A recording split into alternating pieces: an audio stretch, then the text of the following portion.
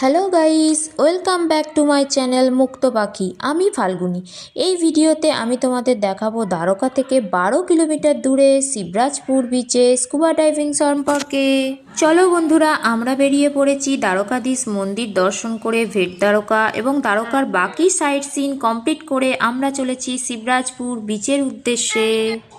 আমরা আমাদের দ্বারকা ভ্রমণ শেষ করেছিলাম এই শিবরাজপুর বিচ দিয়ে। কাশি স্বচ্ছ জলসহ একটি সাদা বালির সৈকত, জল অগভীর।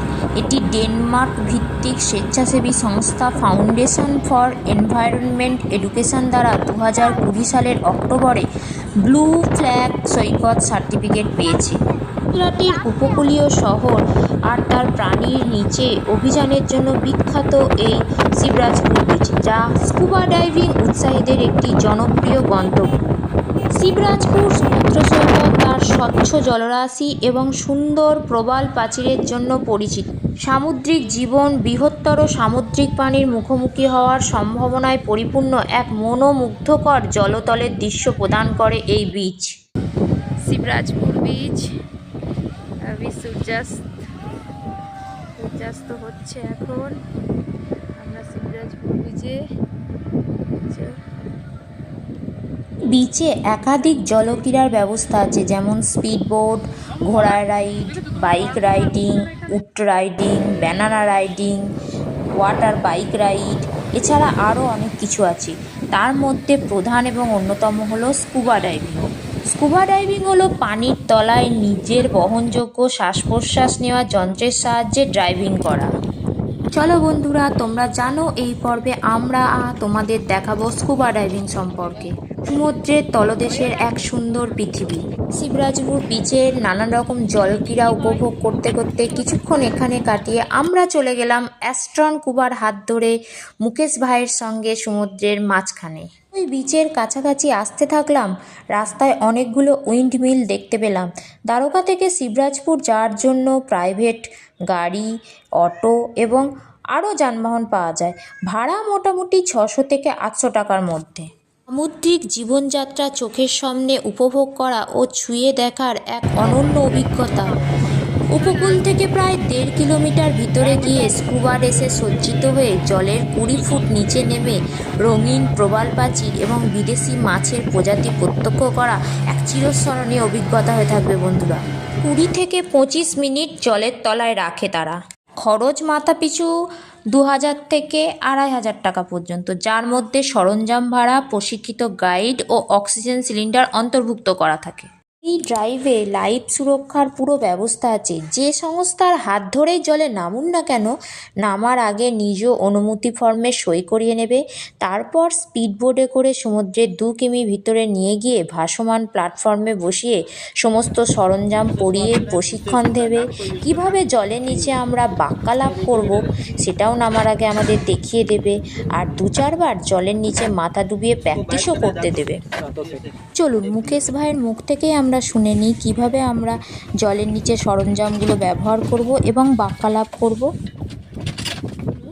पूरा गाइड करना है जाता है इस तरह।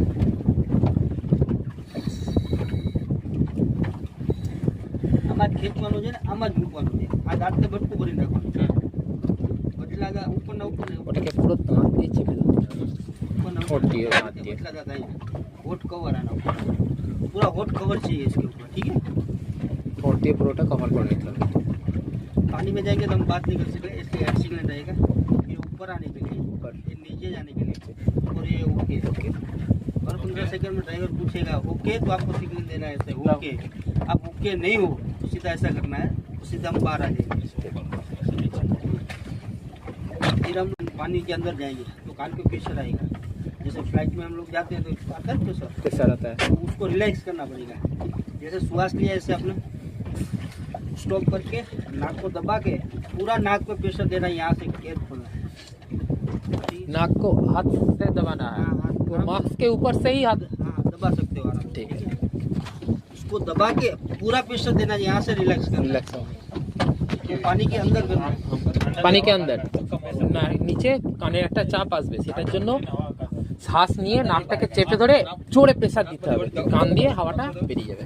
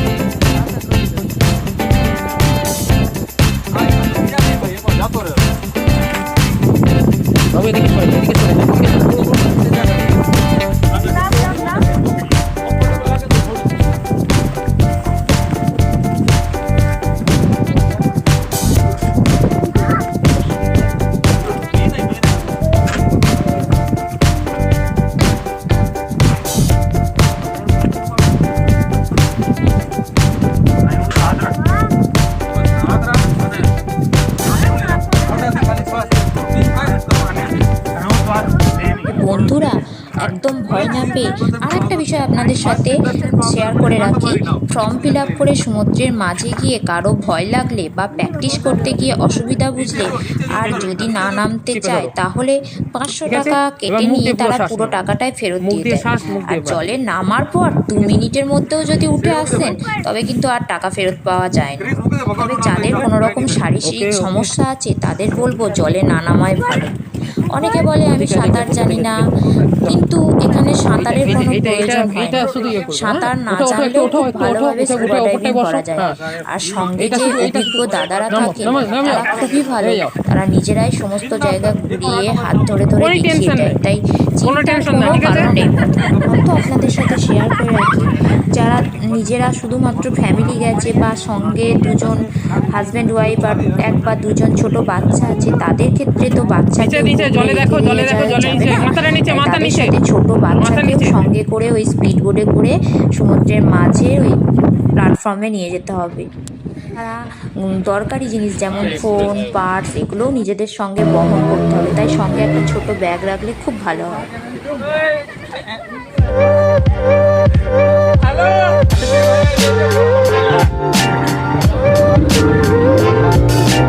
ধরবি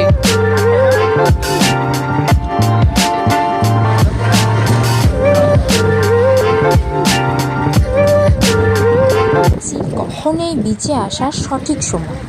বর্ষার সময় এখানে জলের পরিমাণ বেশি হওয়ার জন্য বেশি ওয়াটার অ্যাক্টিভিটি হয় না এবং স্কুবাও তখন বন্ধ থাকে।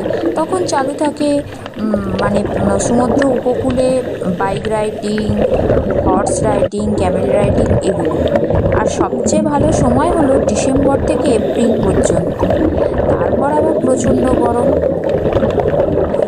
আর স্কুবা করার সারাদিনের মধ্যে সঠিক সময় হলো, নিজস্ব অভিজ্ঞতা থেকে দেখেছি নিচে নামার সঠিক সময় হলো দুপুর 2টো থেকে 4টে পর্যন্ত, কারণ তখন সূর্যের আলো থাকার জন্য জলের তলাটা আরও স্পষ্ট, আরও আলোকিত এবং স্বচ্ছ দেখায়। যদিও আমাদের স্কুবা করতে প্রায় 5:30 হয়ে গেছিলো, কিন্তু তখনও সন্ধে নামেনি, কারণ ওখানে তো দেরি করে সন্ধে হয়, যে কারণে 6:30 7টার সময় সন্ধে হয়।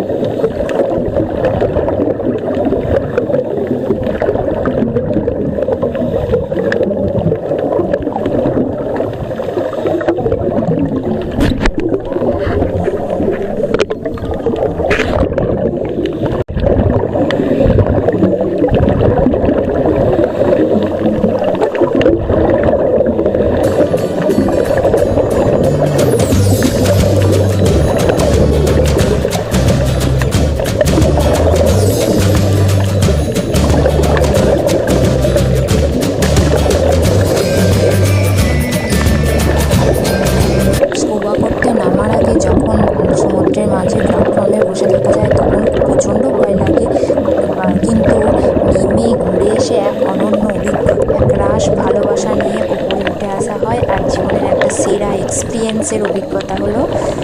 তো চলো বন্ধুরা, আজকের ভিডিও এই পর্যন্তই। যদি ভিডিও দেখে তোমাদের ভালো লাগে আর আমার ভিডিও দেখে কিছু তথ্য তোমরা নিতে পারো, যাতে তোমরা পরবর্তীকালে ওই বিচে গিয়ে স্কুবা ডাইভিং করতে পারো, তাহলেই আমি আমার ভিডিও করাকে সফল বলে মনে করব।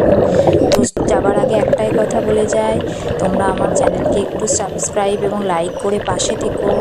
টাটা, সবাই ভালো থেকো।